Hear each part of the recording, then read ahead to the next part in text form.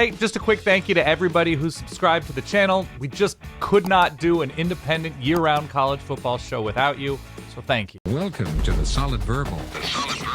And now, Dan and Ty. Dan Rubenstein, we are officially on the doorstep of yet another college football season. Our 19th, if you can believe it. Yes. Covering this damn sport, which means, of course, it is time to start figuring out who's actually worth getting excited about. What does this season look like? How are we feeling 2.5 or 2 weeks, whatever it is, before we get to college football week 1? In a moment, we will be joined by one of our best friends in the college football space, Mr. Bill Connelly from ESPN.com. But before we get there, sir, sir, fine sir. Oh. How are you this good day? I'm great, Ty. I've been looking at a lot of AP poll content. I've been looking at all sorts of college football stories across the sport, learning about bone bruises, learning about players returning from what they thought was exhausted eligibility. I have been enjoying myself in this lead up to the season. So I'm just thrilled to be here, Ty, as always.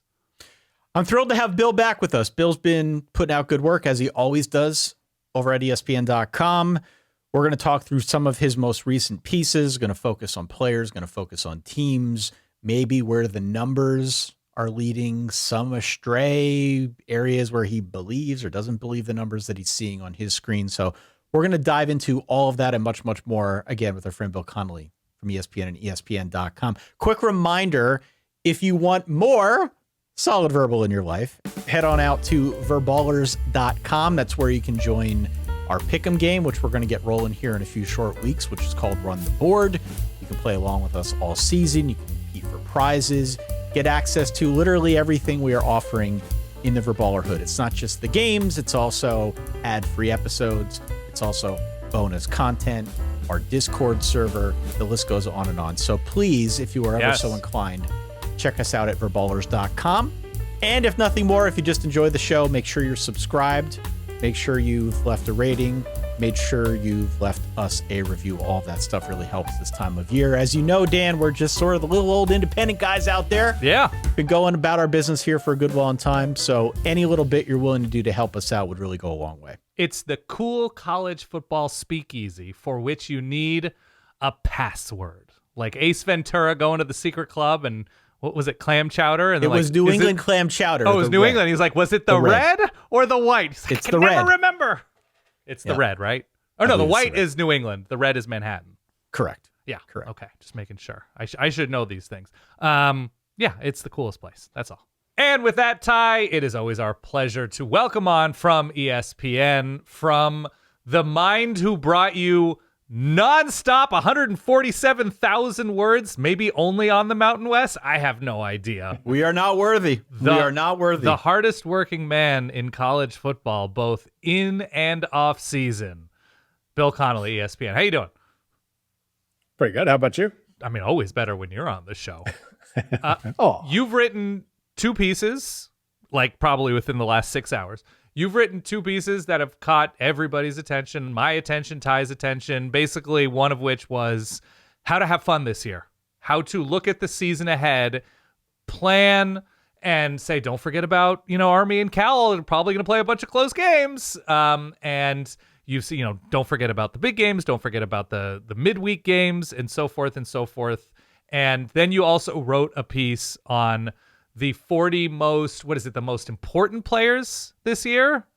And so not the best, not the most interesting, most important. I want to start there because I want to start with what is your methodology for determining, because it's obviously highly subjective, the most important players in college football this season?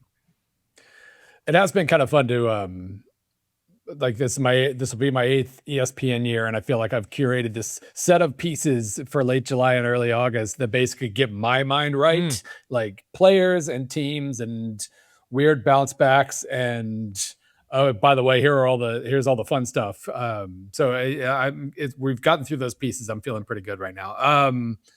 So the 40 most important players, obviously the kind of had to kind of expand what that means. It used to be 25 most important players, but then suddenly like ACC champions could get in separately from just ranking in the top 5 or whatever. And so it basically started with a list of just like new quarterbacks for otherwise potentially title winning programs. Obviously the list always pretty much starts with those. And so this year that means Keelon Russell, although he's going to have to be really, really good for Alabama to be good. But then, obviously Josh Hoover, Will Hammond, Darian Mensah. But we start with that, and then we talk about the guys who could change the season by making a leap that they haven't made yet. The weird thing with this list is like I got yelled at by a bunch of Notre Dame fans because how can CJ Carr not be? He's one of the Heisman favorites. I'm like, the point is he's already awesome. Right. I said in there, like, if you were top 10 in total QBR last year, you can't be on this list. You're already great. But then like Arch, who most certainly wasn't top 10 and then was really good at the end, if he has an actual leap, then that changes the conversation completely. And we just kind of go from there. They're the guys who could be really good and might spoil someone's season, even if they aren't in the playoff. The non-quarterbacks who need breakthroughs, most important transfers, obviously became a very important section over the last couple of years. And then we roll on down to like ACC specific, Big 12 specific, G6 specific. Just couldn't do that in 25 players, needed 40. When you were going through, obviously, basically unlimited number of players, did any of their presence on your list, or did any of the players that you considered make you rethink any of your thoughts about the previews you did about teams that you're like, oh, I probably should have highlighted this player more, or this team's season actually hinges a lot more than I thought it might have when I was previewing, Alberto Mendoza and Georgia Tech or somebody like that? Well, I do think the spoiler section was really kind of interesting. Like Jamal Williams Jr. at Washington. Never mind how weird his January got there for a second. He was really good last year, at least against non-awesome defenses, and he couldn't do a damn thing against awesome defenses. But what if he suddenly can? Right. What if that offense actually kind of kicks things up? That they end the season with like Oregon and Indiana or something like that, Oregon and somebody. And they could either play themselves right into a playoff spot or at least ruin somebody's day at the end of the year. So he's really, really interesting. If Tennessee has a solid quarterback, like damn near the rest of that offense returns. Their offensive line should be really, really good. They have a good running back. They don't have every receiver back from last year, but they've got a couple really, really solid ones. And so like, I guess I haven't checked this week I assume it's still trending towards Brandon, the freshman.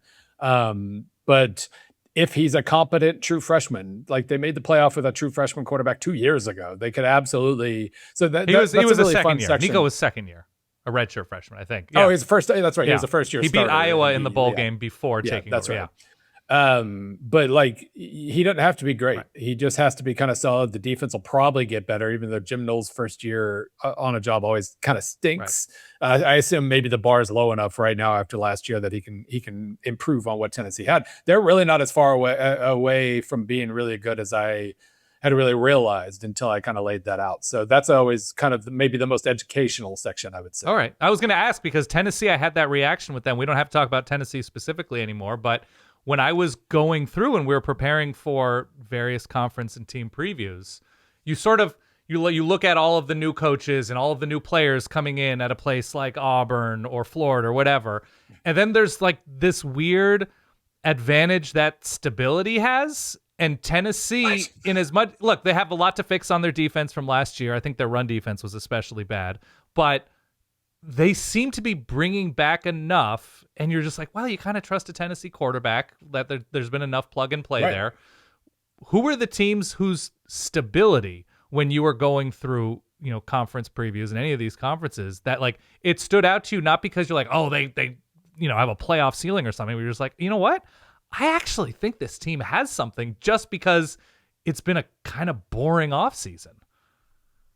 I mean, I think that list starts with Notre Dame, but that's a little too obvious. Outside of that, A&M, honestly, okay. Like I've seen what my friend Bud and others have said. Like I'm not completely sold on A&M because it's hard to be completely sold on Marcel Reed, but if he's just a little more consistent this year, they should have the run game. They should have, I love Mario Craver. I think he's basically Casey Concepcion 2.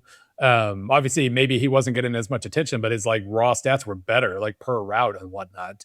Ashton Bethel Roman had a couple big moments late in the season. I think he caught one of those long touchdowns against South Carolina in that crazy game.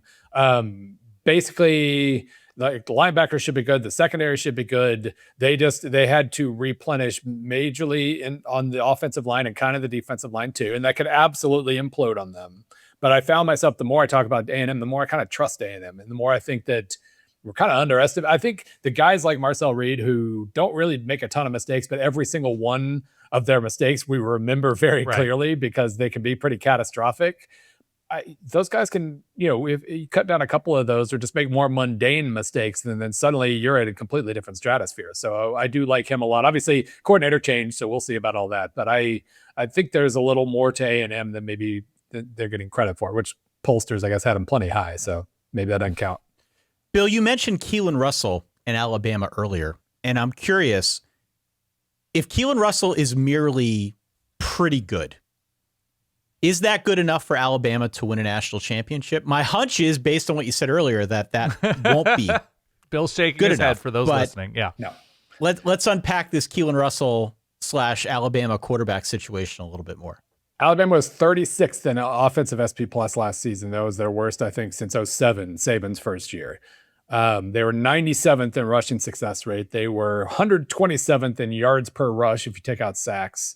They were 94th in one of the fun measures that I followed, yards per successful drop back. Like how, it's great that you're efficient, but when you make a big play, how big is it?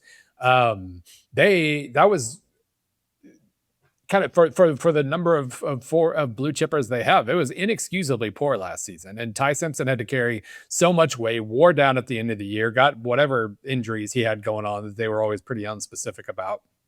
Like that just wasn't a good enough offense. And now he's gone. Relatively speaking, their best running back, Jam Miller's gone.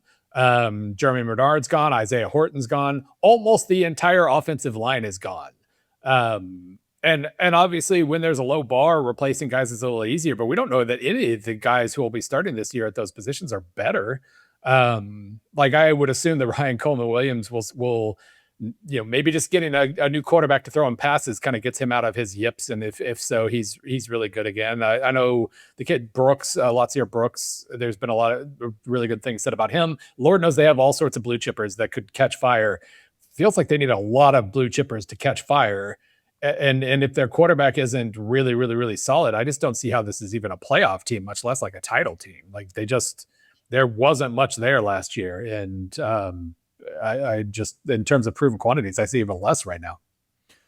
Which contender, in your view, has the single most terrifying quarterback question going into this season? Is it Alabama? Is it a team like a Texas Tech or maybe a Tennessee, who we mentioned earlier? Clemson could be thrown into that conversation as well. Who bubbles to the surface when I present you with a question basically like Ty's that? asking, which of these names make you say, I don't know. Right.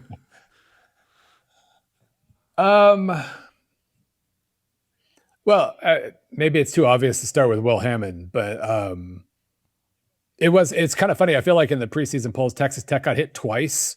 Like they lost their quarterback twice and therefore got downgraded twice. Right.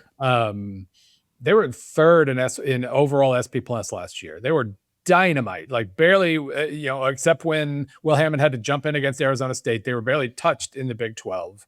And their defense was fantastic against Oregon. They ran into their limitations from a quarterback perspective. And it was really easy to start the offseason thinking, man, if they're just a little better quarterback next year, they're going to be ridiculous. And we have absolutely no idea if they're a little better at quarterback or a little worse. Will Hammond had a hilarious sample of games last year where he was just shockingly good against Utah.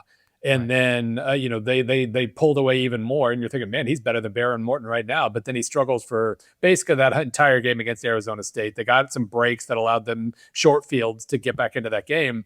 So, but basically we saw a ceiling and a floor, and we have absolutely no idea what's realistic there.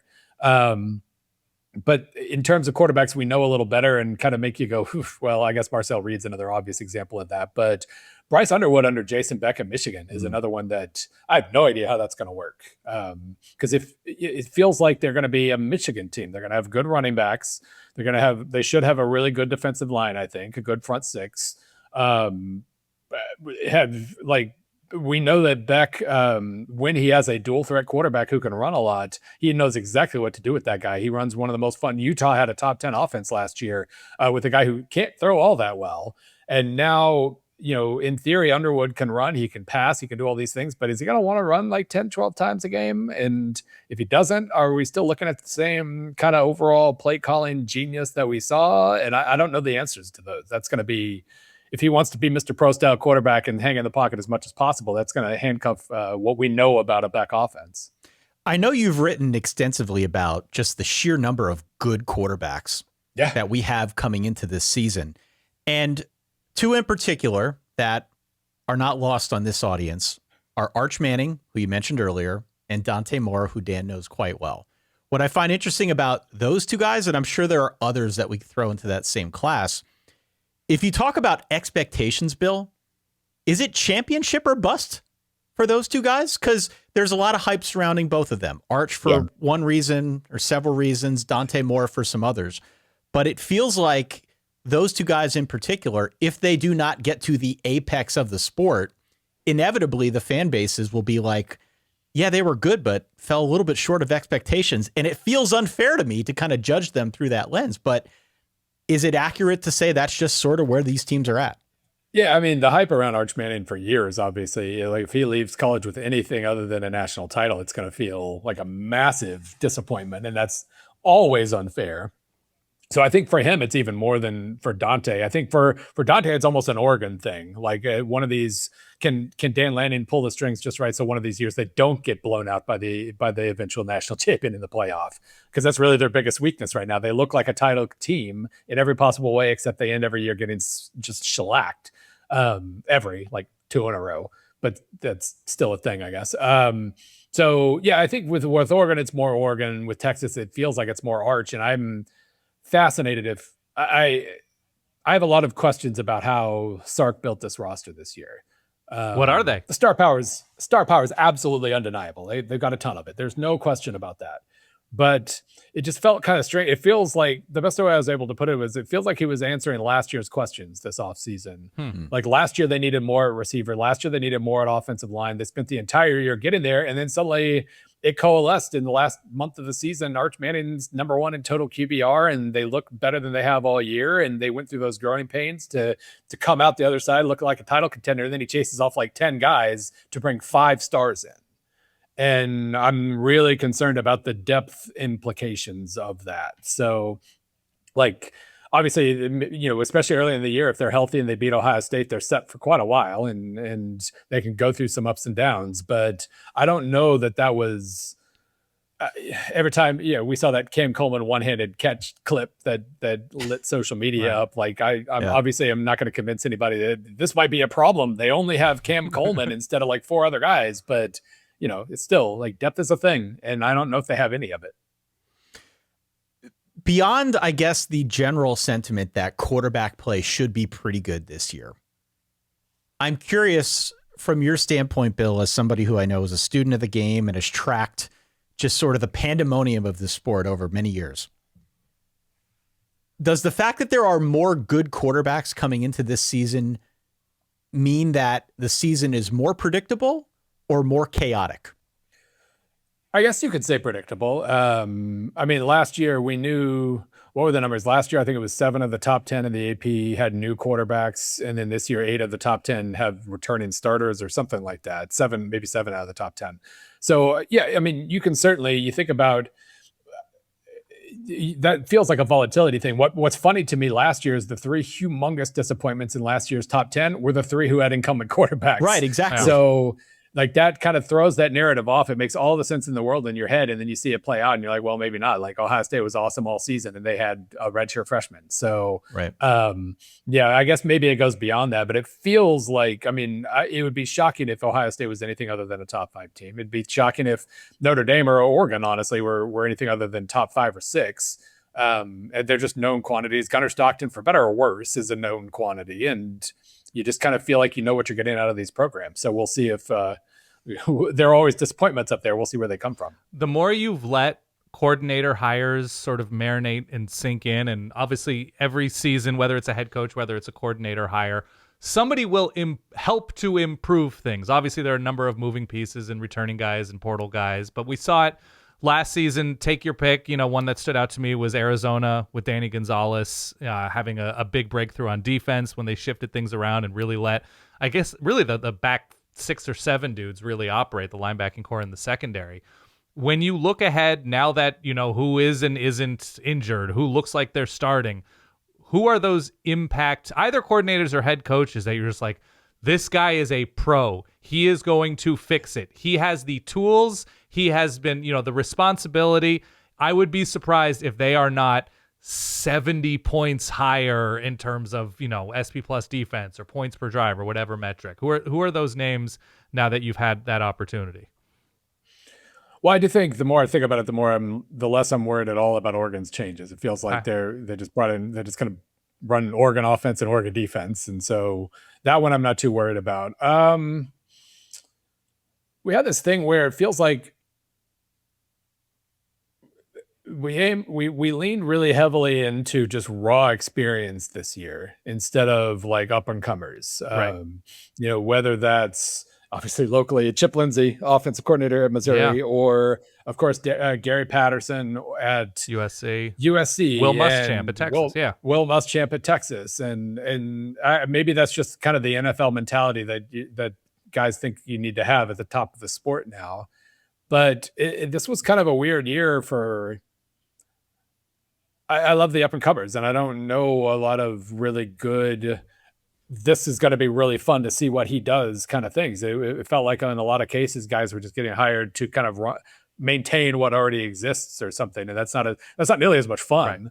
Right. But I don't know. I'm struggling. I don't, Chip Kelly at Northwestern. It can't really get that much worse. Right. In certain bars real low there. He's going to improve them. And then they're going to have the hardest schedule of all time, and it won't matter. But yeah. And even Chip Kelly's an old name. So, it's a weird time, I guess. I'm waiting for the next kind of round of really fun innovation where we can talk about up and comers again. One of the conversations we had with the ACC, and this is sort of mirrored in the way you previewed the ACC, was just sort of like, yeah, Miami for sure. And then what? Do you have any additional and then what thoughts as we are like a couple of weeks out? Because there's a lot to like about a lot of teams. And, I found myself, for instance, liking SMU more than I thought I would. But then you think about why, and you're just like, well, they have these players back. They've succeeded in the portal, and Rhett Lashley exclusively wins a bunch of ACC games. Yep. So in terms of your and then what, where have you found yourself falling? I trust SMU and Louisville the most. And I guess that means I trust SMU more because Louisville is even more reliant on transfers than normal this year. I just kind of, they're always going to have the offense, and I think that they have killer running backs, and I think Braun will figure out how to make Keen Holtz work at quarterback. So that feels like a decent situation. But yeah, I'm homing in on SMU a little bit in the trustworthiness factor. I saw as soon as Clemson was unranked by the AP, I saw some local beat writer talking about they've been playing with such unbelievable purpose in this. I've never seen anything like this. I'm like, okay, well, prove it. Like that's, of course, we know they have a lot of blue chippers and they could be good, but prove that you can actually do it. But otherwise, it really is a fun race because it wouldn't really surprise me if Virginia Tech's floor got so much higher that they were able to win a lot of games pretty quickly. Virginia's got a bunch of 30-year-olds everywhere you look. Like their career snap count totals are better than just about anything we've ever seen outside of the COVID year. So they're really interesting. NC State might have the best quarterback in the conference, which is just kind of fun and weird and interesting and good on them for holding on to him. The less I think of Pitt, the better they do. So they're going to be good this year, apparently, because I don't really think much of that situation. And then Florida State, like I've talked about, I think Ashton Daniels is an upgrade in the passing department at the very least. And they have really, really good pass catcher who deserves some good passes thrown his way, and Deuce Robinson. So that's not going to, and their defense should be okay. So none of those teams are going to surprise me if suddenly they're 10-2 and sneaking into the playoff. Cal was one of my Pepto-Bismol All-Stars in the Enjoy Yourself piece because they have 10 games projected within one score. But if Tosh has the defense playing hard and JKS has pass catchers, they could win a healthy portion of those games. Cal is a former Pac-12 team playing in the ACC that we're projecting to be like a late 2000s Big 12 team, is what you're telling me. Basically, and those words make me very happy. So I'm all for it. And the Big 12 is honestly kind of the same way. Texas Tech on paper is way out in front, but then, I mean, take your pick. Like, I guess BYU should probably be the front runner for number 2, but Utah, Arizona, Kansas State, TCU, Houston got a lot more love from the pollsters than I expected. Yeah. But they should have good line play. And Oklahoma State's a giant wild card. So both of those conferences have front runners and any number of plot twists possible after that. Bill, speaking of Pepto-Bismol, not a sponsor, could be. Yeah, which fan base should buy the biggest bottle? Because I know in your projections you have like Army and Cal with 10 one-score games. You've got Colorado, NC State, San Diego State, and Vandy at 9. So you're projecting a bunch of schools to sort of be on a knife's edge. Who gets the Costco biggest size, bottle? yeah. Yeah, I mean, well, Florida, I guess Florida's, the expectations are low enough that they don't really count, but I do think they're going to be in a ton of very impactful games. They're not going to make the playoff or anything, but I think they're absolutely going to be good enough to beat a couple of really good teams and screw them over, kind of like they did Texas last year. So they are a team that we're going to be watching a lot more fourth quarters of Florida games than we were really thinking about. But in terms of expectations and heavy amounts of close games, well, I mean, I guess the fact that Ole Miss shows up at 8 on the list and is replacing their best head coach in 50 years. That feels like a pretty big swing there. Like if we're like, I kind of like that they got the respect to still land in the preseason top 10, but they'd be my first pick for who's not going to end up ranked at the end of the year out of those preseason top 10, because if they just fall off this much or somebody gets hurt or they start losing close games, the floor is pretty low. All right, fair enough. With the team that I guess won a combination of close and not so close games last season, who has had, I feel like it's sort of under the radar in terms of roster additions. Indiana added formerly starting defensive ends in the last couple weeks. At the time of recording this, or whatever, it's Stephen Daly and Kellen Wyatt coming back. Yeah. What does that do to your projection of Indiana, if anything? And I think this is fair that you pointed out that like the Josh Hoover and how he approximates, Fernando Mendoza and quarterback at Indiana is probably the biggest factor. What does adding that kind of experience do to Indiana data points? On paper, not much, because there was like the 4th and 8th lineman or something like that in terms of snap counts. But Stephen Daly is awesome. Right. And I realize these guys have to work their way back in, and they might not. It might be something where they're just kind of playing second stringer snaps for a while. But Stephen Daly rules, and Kellen Wyatt was like, in terms of like havoc plays per snap, was by far the best defensive lineman they had last year. Wow. He just played 7 games and he was out, but like that's huge. That's enormous when you've already added a couple. You've reinforced your pass rush a little bit. You got the 2 K-State guys and the youngster from Notre Dame, and you already had Tyreek Tucker and Mario Landino coming back. Landino was awesome at the end of the season. Yeah, that was it Ndukwe, the guy who barely played and then had like the best game ever in the playoff as well. They've got so much on the defensive line, and when you think about questions for them, we don't, new quarterback, Hoover's more proven at this point than Mendoza was last year, but he's still a new quarterback. Maybe the defense needs to come up with a little more.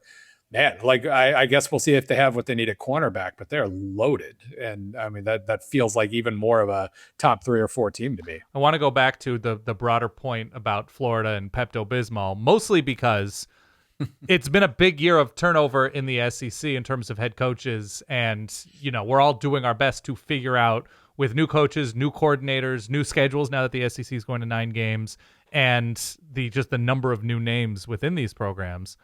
Which of the SEC programs with a new head coach do you felt like you had the best handle on in terms of those data points? Yeah, it's hard to. You never really have a handle For on sure. LSU. But Well, yeah. in my head, it's a situation now where we've got a Lane Kiffin offense and a Blake Baker defense, and that's a dynamite combination. So I do feel like their upside is higher, and we'll see about Levitt, and we'll see about just the run game still might not be very good, and so we'll see about plenty of things. But to me, they make the most sense. Auburn's going to be South Florida plus, and that's cool because South Florida was really, really fun last year and pretty good. So that one kind of makes sense to me in terms of like that's probably a borderline top 30-ish kind of team. But they're Auburn, and we'll see if they can ever remember how to win close games. And then Florida is, I think, the most mysterious to me because number one, we know they always have potential. They haven't been particularly good in a while, but like Aaron Philo was fantastic in a teeny tiny little sample size. And we never know what to make of that, but Buster Faulkner liked him enough to bring him along. And if he's good, then they have Jaden Baugh and some transfers of running back. They have couple of younger receivers who flashed for a second but didn't do much. And then they got like Eric Singleton from Auburn, who on paper was better than Cam Coleman, like per route. Wow. So there's kind of a lot to like there. I know better than to like go too far with Florida. Like let them prove a little something there. Is there a team anywhere that you just, because I enjoyed not enjoyed, but I appreciated your point about Pete Golding and Ole Miss that like, yes, they've earned this status, but you can see how it could go sideways. Is there a team on the flip of that where you're like, I kind of feel like this team has a lot more and is getting zero eyeballs, be it, in the Mountain West, be it in the SEC, whatever. Is there a team that is like more well-formed than you believe their attention is getting, if that's English? Well, thinking about reactions to rankings, just seeing how people react to, Tennessee in the top 20 and Missouri at 25, honestly. Like there's been a lot of, oh, really? Huh. Yeah. I thought they were going to stick kind of deals. And there's no reason to think that. Missouri has been really interesting just in terms of they had a good floor and no ceiling quarterback last year with Bo Pribula, who was really solid at certain things, but then Alabama dared him to make a big pass downfield and he just couldn't do it. And then he got hurt.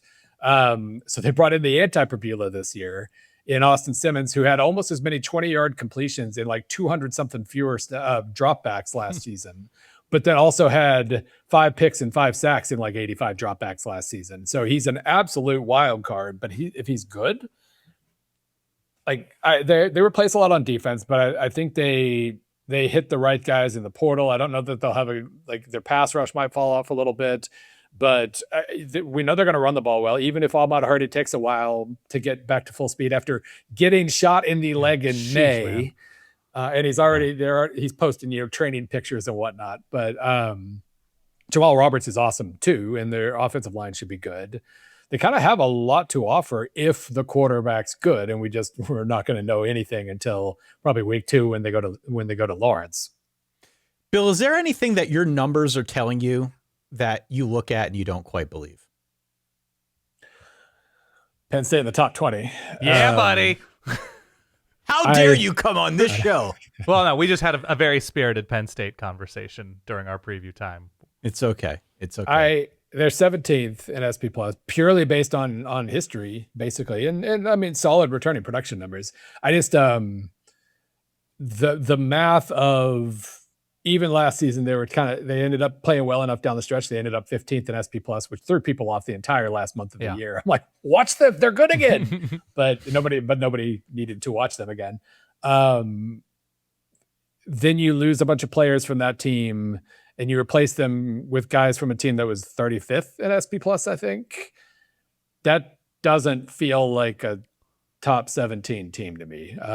Like Rockebeck's solid. Like there are a lot of perfectly solid players. I just don't see how they're better than they were, barring the midseason collapse last year. So that one's tough, but their schedule's so freaking easy. Sorry, you're talking about Penn State's midseason collapse or Iowa State's midseason collapse? Because both happened. Yeah. Granted, yes. But in reference to Penn State's, their schedule's so easy. Like in my strength of schedule numbers, it's an amazing schedule. They're 54th in strength of schedule. Like Western Kentucky is almost, whereas I saw Western Kentucky is at 61. So they basically have Western Kentucky schedule somehow with who they play in non-con and who they don't play in the Big Ten.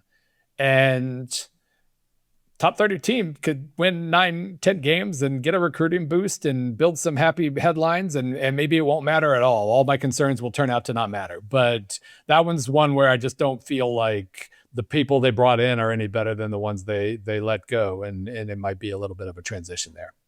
Bill, on the topic of how to make this season fun, I don't want to bury the lead. I feel like we buried the lead. Lane Kiffin going back to Oxford in week 3 is like a blinking thing that we have circled on the calendar, if that's even possible, for months on end now.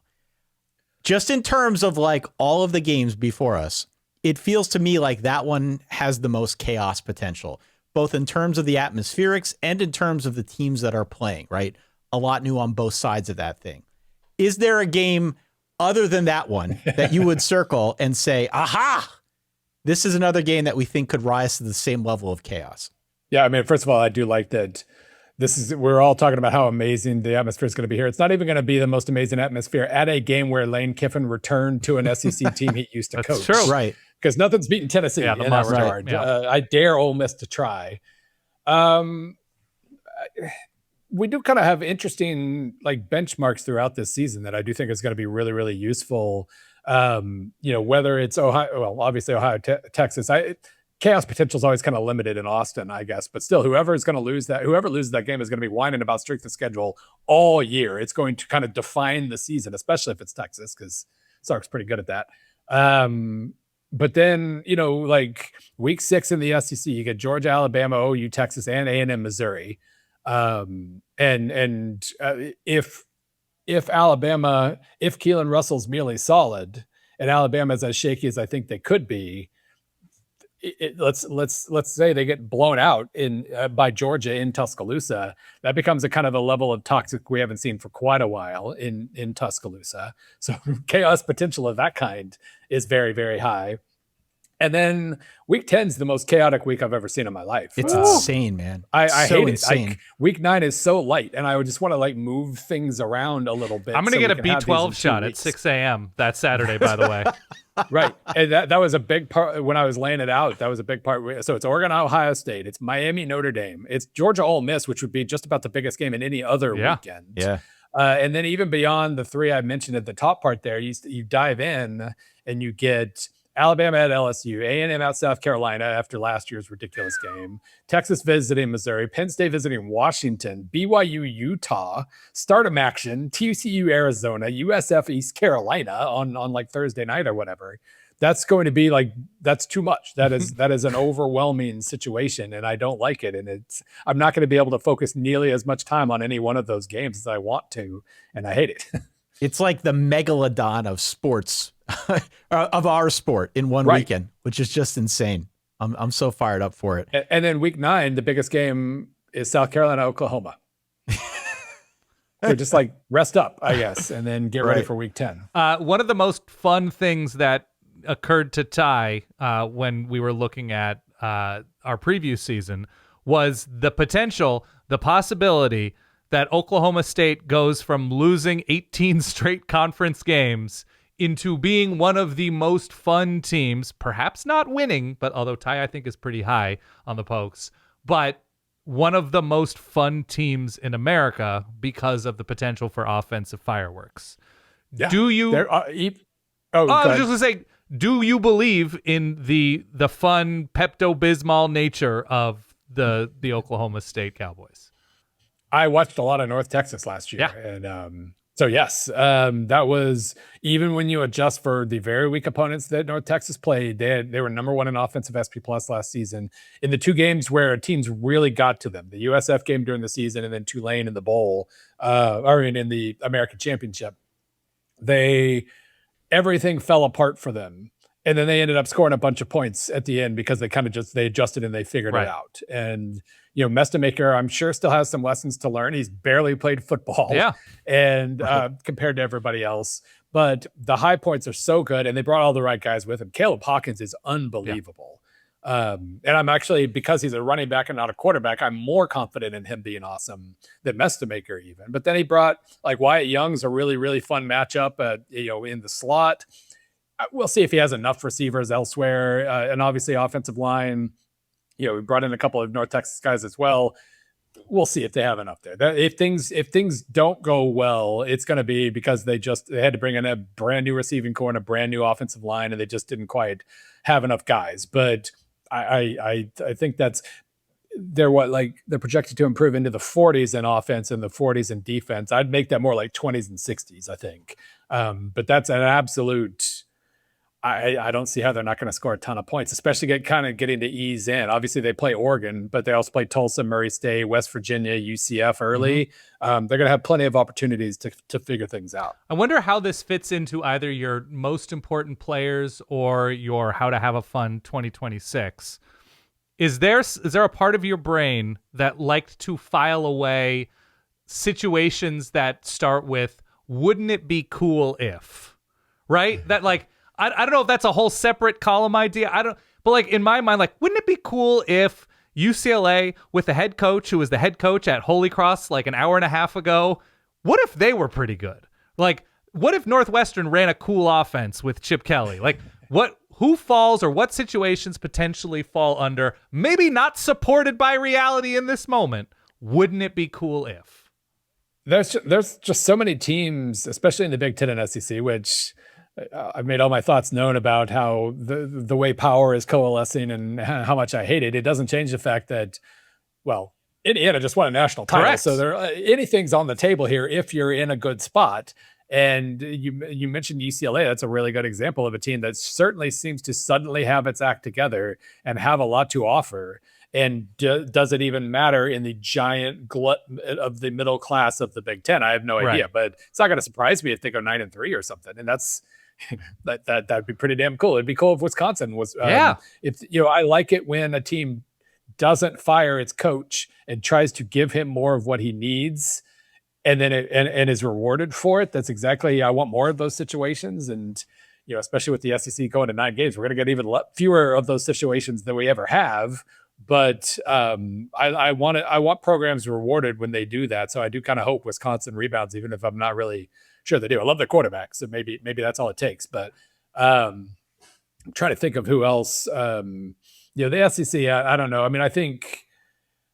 Wouldn't it be cool if Lenoris Sellers had time in the pocket? That would be super cool to me. It's just a thought experiment. Let's see what happens. I think it'd be great. Yeah, that was another team where, like Clemson, where I was right about them, but not nearly.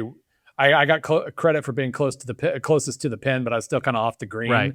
And how bad they were going to be. But yeah, I was like, but they're not going to have a run game. They're not going to have they have one receiver. They're not going to have an offensive line, and he runs into trouble all the time. What are we supposed to? But yeah, I mean, now that the radar's off, and now that it's an even numbered season, South Carolina can be good again. They only do it in even numbered years. That's right. The Steve Traxel of college football. And then the Giants win World Series in like 12, 14, and something like that. Yeah, I guess it's a much more relevant example than Steve Traxel, but that's stuck into my head. Your like mileage may vary, so but no, that's fair. I was trying to think of other examples of that heading into the season, just because there's so little that we know because of all the movement. Here's another cool one. What if North Dakota State was already the best team in the Mountain West? That'd be incredible. That'd be fun as hell. Like, it'd be less fun this year because I want New Mexico to be amazing, but still, right. I'd make an exception. I think North Dakota State, that would be such a fun story. Let me jump in since you brought that up. Okay. I'm throwing this one out there to the sickos among us, because so much of this sport now, so much of the narrative, if you turn on the TV or go online to read about it, is driven off of the playoff. Yeah. Forget about the playoff for a hot second, if we could. What is the one conference race, Bill, that college football fans should be watching instead of obsessing over the playoff each week? Well, the Mountain West definitely has potential, but yeah, it's absolutely the American. Like that's going to be, first of all, the schedule is amazing. You basically start having important games in like week 2 or 3, and then there's at least like one a week all the way throughout, in part because like 9 teams could win the American Conference this year. Incredible. In terms of projected average wins, I think this was in my How to Enjoy piece, like 7 of 14 teams are basically within a game of the title game, within a game of second place in that. And you have this really fun situation where like Navy is the projected favorite because they're we know more about them. They didn't lose 20 starters like all the talented teams in the American did. Right. But they're also only going to have like a 20% chance of winning the conference to start the season, however that plays out. And one of Memphis or East Carolina or South Florida or Tulane is going to be awesome. We just don't know which one because they all have brand new starting lineups and a whole bunch of new pieces. And but if you're starting this, if you're Tulsa, you can kind of talk yourself into like their transfer class is pretty cool and they have a little bit of continuity and they actually know their quarterback's name and they turned Portal Day into a reality show if memory serves. Yeah, that's right. I don't know if they ended up actually benefiting from that in any way, but I like their portal class, so maybe they did. But they could be fun. Florida Atlantic actually has some semblance of continuity. And despite the overall headwinds in college football going towards slow pace and everything else, they're still saying, no, screw it. We're going to go as fast as possible. We want to beat you 63-56. So I admire that. That's another thing I want rewarded in this world. But they're also, he signed a ton of awesome D2 defenders to go with his already pretty good offense. I just hope that works. That would be an absolute blast if FAU was suddenly really good. So that's a race I have no handle on whatsoever, and I like it that way. UTSA could be really, really good if a couple defenders come through. So I think people have a pretty good handle on some of the bigger matchups early on in the season, where the fun lies, week 1, week 2, week 0, at the top, right? We know Clemson, LSU. We know Ohio State, Texas. We're not going to know anything about, what games in week 9 actually matter until we see weeks 0 through 8. So when you look at let's just do week 1 specifically, and I'll give you a moment to bring up the schedule. When you go down further than the very top, what to you is like, because maybe a team is just brand new and they're not going to be what they are week 6 or something. What are those games where you're just like, you know what? That's kind of landminey. Yeah, I'm still pulling. Please pull up the schedule. I mean, I can go through it with you. It defaulted to 26, so now I got to actually move forward. You're good. There we go. The Paladins against Tennessee. No, maybe not. I talked up Austin Peay. So, Austin Peay, Kentucky, that's a big landmine right there. It's week 1. It's week 1. Let's see. It is a really, I don't mind week ones in general because we're just going to be so happy anyway. Right. And it's a fire hose. We're going to see close games, whether we know it or not. So I don't mind the fact that there's like one real headliner here. Honestly, if I'm committing to the bit with Ole Miss, playing Louisville right out of the gate, that's true, could go poorly because you're not going to be able to scout Louisville at all, other than knowing that they're going to have a good running back. So right. That's a really dangerous position to be in, and maybe that brings trouble. You got the game between teams who used to have Darian Mensah at quarterback, Tulane and Duke. I do like after everything that happened last year. I like that somehow we ended up with Tulane Duke to start this Oklahoma State Tulsa. If you like Tulsa, yeah, I think I just said nice things about Tulsa. I assume OSU is good enough that that's not all that great, but it's in Tulsa, and Tulsa did beat them last year. So I guess don't write that off. I mean, if we were to look at a game like UCLA at Cal, Dan, I don't think we could say that there's a landmine on either side definitively. That's tough for both. Feel like, they're kind of landmines for each other. Yes. Yeah, we're going to learn something about them. And honestly, if we're looking for like more extreme landmines, like the FAU team I just said was super weird and fast-paced Florida. Right. So that's going to be a very unique test for a team that doesn't know each other's names yet. So, by the way, we get a week 1 killer UNLV Hawaii matchup late. After a week 0 UNLV Memphis matchup. That's week 1's weird, but by the way, this is the best week 0 ever. And I hate that we're going to have like normal week 0s moving forward at some point when we just kind of expand the schedule to include it. Because I was kind of sketching out like the FBS schedule alone. I mean, obviously Belichick and TCU, it's just gonna be weird no matter what happens. Yeah. But then like we get the North Dakota State and Sac State debuts. We get another Hawaii Stanford game that could be close. I don't have any reason to think Stanford's gonna be much better than they were last year, and Hawaii could be good since their quarterback's actually healthy for a minute at least. And then we finish it up like we get a HBCU game, Howard Alabama A&M on ABC. Great. which is great. There's going to be an amazing Abilene Christian Lamar game that night. Two more teams that just want to score and are pretty good. And then we end it with an actual semi-elimination game, Memphis UNLV. That's really fun. And it's a bunch of teams that we might not necessarily pay attention to when the fire hose really goes all the way on. Bill, I'm going to get you out of here on this because we get this question often from people who find the show, from people who just like college football as a sport. We're talking Filipino wonder, Yala? We're talking women's We're tennis? not talking tennis. We're not talking tennis here. Here's my question. Get you out of here on this, Bill. Give us one team outside of the obvious national powers that we should adopt for the next 3 months. Sell us on one team that we should adopt. Lobos. Yeah, I'm trying not to be obvious here, and then I almost went too far in the other direction and said Youngstown State. Like a young up-and-coming offensive coordinator named Mike Yursich, leading a 40 points per game offense at Youngstown State. There we go. Just saying. If you want weird memories to pop up, watch a lot of Penguins this year. Yeah, I mean, New Mexico is a really obvious answer because Jason X awesome, and they do just a really fun job of saying, like, we're going to do our things well, but also we're going to make you miserable. You're going to have to deal with misdirection you haven't seen before, and you're going to hate it. Even if you beat us, you're going to hate it. So I admire that. And if you're looking for mid-major stories, they're going to be one of the more interesting ones. Looking at the middle of SP Plus here, looking at the 50 to 70 Ty's range. beautiful Minnesota Golden Gophers? Even when they're good, they're not fun. Right, that's true. That's the problem, right? That's, is Kansas going to swoop in and get like Tommy Castellanos here at the end? Have we heard anything about that? I mean, Kansas really could be interesting. They got their guy Connelly back. Yeah. And he's back at a school that is willing to do whatever the hell he wants to do with the ball. So that's going to be good. Hopefully not too good. A lot of oop-de-oop. Going to be a lot of trick plays. Great. And I hope it's not so good that I have to live in Columbia after a Missouri loss to Kansas in week 2. But regardless, here's one that I can't guarantee this is going to be fun at all. And I just, basically kind of indirectly diss their head coach because of what I just said about Connelly. Virginia Tech is an absolute mystery to me this year. And I just kind of want like reality show level coverage of how I think they could be good, but I don't know. I don't know what James Franklin learned from last year's experience.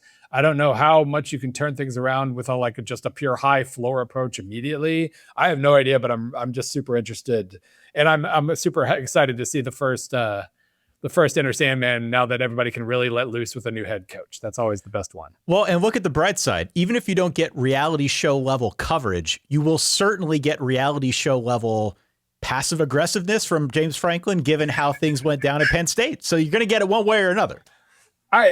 What do you think he learned last year? Because he could look at last year, and this is probably how he looks at it. Like, we were this close for a number of years. I don't need to do anything different. We just need to get back up to that, and maybe we'll get the breaks this time. Or he could reflect on the fact that he hit his head on the exact same ceiling or whatever you want to call it repeatedly and constantly, and needs to understand why that happened. And maybe, there's a good chance to make some philosophical changes. I assume not. I assume it's just basically, let's get back to how good we were at Penn State, then we'll worry about it later. But it is fun. Like the fact that he jumped right back into a head coaching gig instead of taking time to reflect. I don't know that was a good thing, but I also know that Virginia Tech is way more talented this year than they were last year. Infinitely more talented this year than they were a year ago. So maybe that's all that matters. Why don't we leave it there? His name is Bill Connelly. You can find all his fine work out at ESPN and ESPN.com. Bill, walk us through like the next 2.5 weeks of your life before we really get rolling here. What does that look like? This is funny. I'm good. Basically, I cranked out that series of pieces, got How to Enjoy Yourself out the door. We'll have one more piece late next week. But now I'm actually to the point where I can kind of shift down for one last time to like second or third gear for a minute, do a little soccer stuff, and enjoy myself. And then I drew up the week 1 preview a couple of weeks ago just to kind of see if I wanted to change the template at all.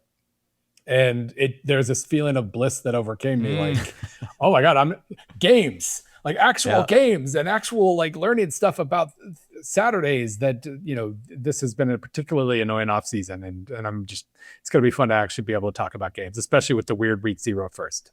Here, here. Again, Bill Connelly, ESPN.com. We always appreciate your time. We will most certainly do this once the season actually gets here and we have football to talk about. But in the time being, enjoy kind of this moratorium before we get into it, and we'll catch up with you soon. Sounds good. All right, there you go. Always a pleasure to be joined by one of our good friends, Bill Connelly from ESPN, ESPN.com. Yes. Be sure to check out his work. Be sure to follow him wherever it is you can. Be sure to go out and buy his book that came out not all that long ago, Forward Progress, which is somewhere behind me here on the backdrop. Great to get his insight now as we build towards the season. I'm excited. Quick SEO ploy here, Ty. Are you invited to any fall weddings this season? Are you on an invite list? You are. I'm not. I am going. Do you have any second weddings coming up? I hope not. No. I don't think. I'm not saying yours. I'm saying. Do you? Not that I'm aware of. Not that I'm aware of. You don't have any weddings? Are there any like events, like big mandatory family or friend events that could coincide with a Saturday this fall? There is, possibly a birthday. Anybody important? Yes. Okay. A struggle with the yes. Yes. There is a family member who is getting married. Okay. On a Saturday in the fall, but I do not believe I am invited. Whoa, interesting, Ty. Do you think actually is great? That is great. Well, people know this about you, that you are on a certain level, Mr. Wedding, because you came up with the famous Solid Verbal wedding betting guide. Listen, man, I guess if you're involved in anything for a long enough period of time, eventually people start either borrowing the ideas or inventing the ideas and claiming it as their own. Of course. I was the original. Of course you were. I stand by this. I was the original wedding pool guy. Yes. You can go back and listen to episodes that we didn't like. Give people a 2009. Flavor. Yeah, give people a flavor that what goes into the Solid Verbal betting pool at a wedding. So it's like utensils, best man speech, over under time. I know are you trying to bring it up right now? I could try to bring it up quick, but the gist of it was you had an over-under section at the very top. Yes. Then you had the secret sauce was sort of the music selection. Uh-huh. So what I would do is give people a list of like 25 songs. Mm-hmm. And in order to get points, you needed to select 5 or 4 that you thought were going to be played. Yeah. And so that's how you would accrue points on that level. But I had a whole range of things, man. I had a music section. We had the over-under things like, what is the length of the wedding ceremony, right? An easy one. You can kind of adjust it as you see fit. Length of the best man speech, maid of honor speech, like all of that stuff is very normal. But then it starts getting a little bit more in the weeds when you ask, what's the over-under for number of utensils at each dinner plate? Is it 5.5? Is it 6.5? It's always one or the other. Yeah. You get to decide. And then you can sort of personalize it. Like I was at one on Long Island where we asked, how many times will New York be said over the course of the wedding ceremony and reception? That's right. Over under 3.5. I think we got to 4. So yeah, you can really mix it up. And then really, if you want to put your spin on it outside of the over-unders and the music, you can get into some very specific proposition bets that I can't make for you. Right. But I can sort of offer some assistance. So things like the maid of honor crying during her speech. That's 5 points if you get it. Basically 5-1. Right. Will the bride and groom execute a special dance move? That would be more like a prepared something for the first dance. Yeah. That's more like 10-1, as is a DJ mispronouncing a name from someone in the bridal party. A classic. That would be more of like a 10-1. So the one I'm looking at here, we had 40-1 on live doves being released. We had 100-1 on someone puking, passing out, or starting fisticuffs at the reception. Nice. My all-time favorite is a flower girl or ring bearer getting spooked and refusing to walk down the aisle at 25-1. Yep. You could really make this your own, but this is sort of how I didn't have a spooked situation. I had a flower girl tumble Like Yes, get a shoe right. caught on the, the runner or whatever going up the aisle. I had one, but so I don't think that counts under your betting. You would say that's not applicable. I would say that probably It was does an not count. incident, but it wasn't a spooking incident. That's exactly correct. And Okay. I do actually have your wedding pool here in front of me, which I was asked from some of the people. And in I would your say wedding. Ty's integrity is unimpeachable because I had no idea going in the Yeah. items on this pool. Yep. So it's not like I could affect. I mean, really, this is the Ty Hildenbrandt precursor to like your Poly market and Kalshi, right? It's exactly It's what a it was. predictive market that Ty, Yeah. like I would have had. Oh man, what else would I put on something like this? We're like 3.5 crouton over under on the salad, or like will there be croutons? Where it's just a yes or no situation. Yep. I can tell you that among the 16 people that got in this pool for your wedding, Yeah. the random events proposition that garnered the most action Okay. was the rabbi specifically saying either Michigan or Oregon. Oh, And interesting. I don't Yeah. believe he said either. Did he use the word sexual? Yes, he he did, and that was not on my sheet. Not on the sheet. We'll have you know. Yeah, he did. He really leaned into that one too. He really did. So He really did. yeah, so this is a long way of saying, yes, I'm going to a wedding. Yes, I've already heard from the groom that there will be a TV situation. I didn't even ask. I'm a big proponent of like, do what makes you happy and, live your life and figure out, where your priorities are. And, games are streamed on phones. There's always a bar with a TV. I guess usually there is. And live your life. We got a lot of college football ahead. And even though I'm going to be at a fall wedding, I'm going to be watching some college football that day. I don't think I'm doing a show that night with you. I don't know what your plan is as of this moment, but I'll be back strong the next day. Well, we are excited for the season to get here. As I said at the top, verballers.com. Look, I know people are tired of hearing the pitch. We're going to make a lot more of them as we get closer to the year because it's really important to us.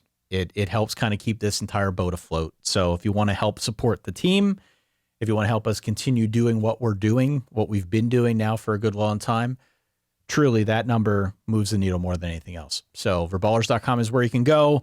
If you are listening to this on Thursday morning, you've got about 12-ish hours or so to get your Verballer Top 12 vote in. Nice. If you sign up. We've also got Grand Total, which is out there. You need to get that in before week 0. That's the game where you pick the over or under for every Power 4 team. And then there's a confidence pool spin to that where you sort of pick the over under and then you rank them accordingly. That will be for prizes. And then as certainly we get closer to week 1, that's when we open up Run the Board, which is the weekly pick'em game against the spread. Weekly we play for prizes. weekly prizes, for overall prizes, and a bunch more that you get just in terms of perks beyond that. Like I said, ad-free episodes, bonus content, Discord, all that stuff. So it's a great community. It's a ton of fun, and it really does go a long way towards helping us out. If you are just the slightest bit interested, go on out to verballers.com and check it out. The season-long raffle with the winning ticket receiving, and I quote, Ty Hildenbrandt's elderly parent or relative tech support for a calendar year. Unbelievable pricing. This is not a real thing. Unbelievable. Printers, routers. No, you printers name are it. the worst. I could deal with routers, but no more printers. 24/7 Hildenbrandt support for an elderly relative needing tech. I can't believe you have donated your time in this manner. What a thankless position. What did I say? $50 a month for that tier? 50 a month? It would probably need to. We would need to bump that up to 100 if I'm doing tech support. $10,000 a month tier for me to do it for a random. No. Hold on. That's the Epson driver. You have an HP. Yeah, no. Oh man. Don't make me do printers. $10,000 a month. Take my eyes. Don't make me do the printers. I hate the printers. stuff. Yeah. The printer scanners. No, printers are the worst. The external drives. No, it's not going to mount. Nope, it's not mounting because you have USB-C and it needs a USB-A. The worst is people trying to print from the phone. Oh yeah. That's the. Anyway, this is a college football show. Thank you to Bill Connelly for giving us so much of his time and insight. Thank you, of course, to you at home, the Verballers, listening, supporting what we do. We greatly appreciate all the support you give us. One more time, verballers.com really does go a long way towards helping us out. We're going to be those elderly relatives one day, by the way. Don't forget that, Ty. For that guy over there, my good friend Dan Rubenstein. For myself over here, Ty Hildenbrandt. We'll catch y'all in a few short days. In the meantime, you know the drill. Stay solid. Peace. Thanks for watching, and thank you for at least considering subscribing to the channel. It means a ton.